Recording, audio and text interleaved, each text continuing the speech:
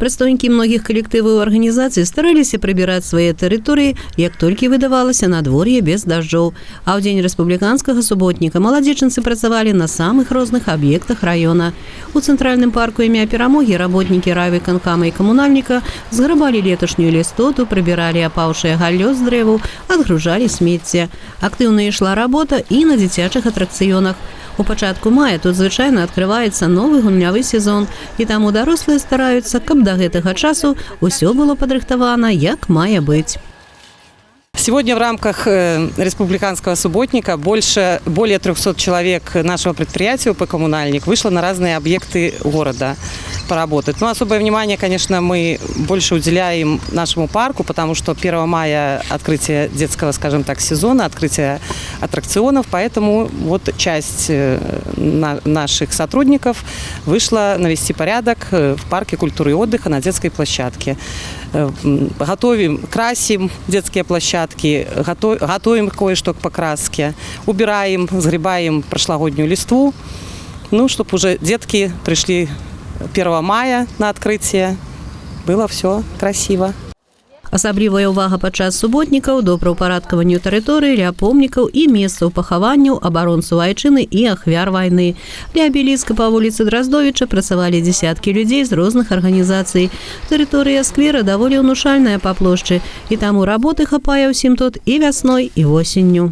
Нашим коллективом управления по труду и социальной защите, мы все являемся членами Белорусского союза женщин, так как Елена Михайловна Борода, наш руководитель, она же является председателем районного союза, Белорусского союза женщин, мы решили принять участие в республиканском субботнике. И на территории, тут большая территория, которая возле памятника, которая нуждается, каждый год нуждается, конечно, в уходе и благоустройстве, мы всегда принимаем участие и стараемся поддерживать порядок здесь. Работы много, но людей тоже достаточно много, поэтому работа движется, и мы думаем, что скоро все закончим и красоту наведем. У красавіку ўсе беларусы узгадаюць адну сумную дату. 35 год таму на беразе Прыпяці адбылася самая маштабная тэхнагенная катастрофа ў гісторыі чалавецтва – аварыя на Чарнобыльскай атамнай станцыі. На працягу 1986 года з беларускай зоны аварыі было эвакуіравана каля 25 тысяч жыхароў са 107 найбольш пацярпелых населеных пунктаў.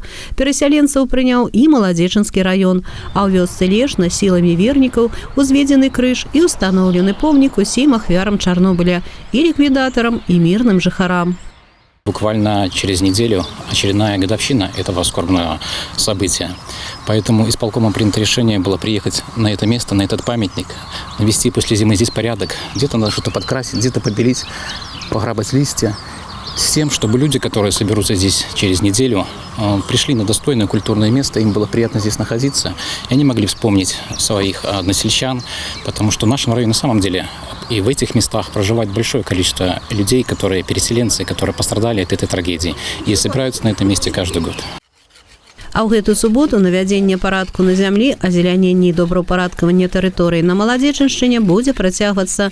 Грашовыя сродкі, заробленыя падчас раённага суботніка, у тым ліку і на рабочых месцах, накіруюцца на будаўніцтва скейт-пляцоўкі і спартыўна-гульнявых зон, устаноўку антывандальных трэнажораў, а таксама на добраўпарадкаванне і рамонт помнікаў гісторыі і месцаў пахавання абаронцаў айчыны і ахвяраў войн.